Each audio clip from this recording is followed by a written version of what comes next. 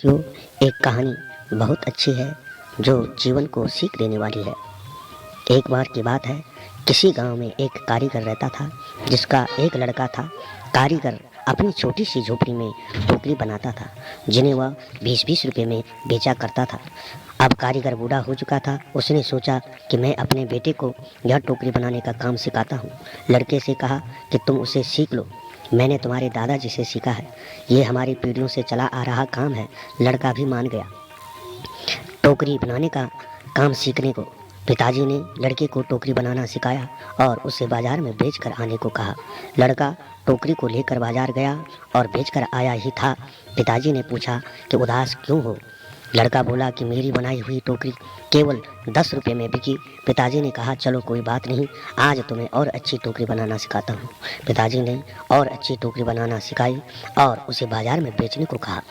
लड़का टोकरी को लेकर बाजार गया और अपनी बनाई हुई टोकरी को 15 रुपये में बेच कर आया। लड़का अब भी उदास था। पिताजी ने फिर उदासी का कारण पूछा तो लड़के ने कहा कि टोकरी केवल 15 रुपये में ही बिकी। पिताजी ने कहा कोई बात नहीं, धीरे धीरे तुम्हारी बनाई हुई टोकरी अच्छे दामों में बिकने लगेगी, तुम अच्छे से टोकरी बनाना सीख लो। पिताजी ने और अधिक अच्छी टोकरी बनाना सिखाई और टोकरी बनाकर बेचने को कहा। लड़का बाजार गया और उस दिन उसकी टोकरी 30 रुपये में बिक गई। लड़का बहुत खुश हुआ। पिताजी ने पूछा कि आज कितने रुपए की टोकरी बेची। लड़के ने कहा आज मेरी बनाई हुई टोकरी 30 रुपये में बिकी है।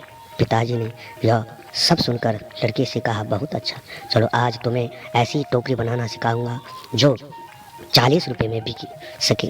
लड़के ने कहा बस पिताजी, आप खुद 20 की टोकरी बेचते आए हो, आप मुझे 40 की टोकरी बनाना कैसे सिखाओगे? आप रहने दो, आपसे ज़्यादा रुपए की टोकरी तो मैं बनाना जानता हूँ। इतना सुनकर पिताजी ने कहा ऐसा ही कुछ मैंने भी कहा था। जब मेरे पिताजी खुद 15 रुपए की टोकरी बेचते थे और एक दिन मेरी टोकरी 20 रुपए में बिक गई। मेरे पिताजी ने मुझे 25 रुपए की टोकरी सीखने को कहा तो मैंने भी सीखने के लिए मना कर दिया था और कहा था कि आप खुद 15 की बेचते आए हैं, आपसे ज़्यादा की तो बेच कर आया हूँ। और तब से जीवन भर 20 रुपए की ही टोकरी बेचता रहा क्योंकि उससे ज़्यादा की टोकरी मैं सीख नहीं पाया। यह कहानी दोस्तों हमें सिखाती है कि हमें थोड़ा सा सीखने पर यह घमंड होना नहीं चाहिए। हमें थोड़ा सा भी किसी भी काम को सीखकर उसमें कोई भी घमंड नहीं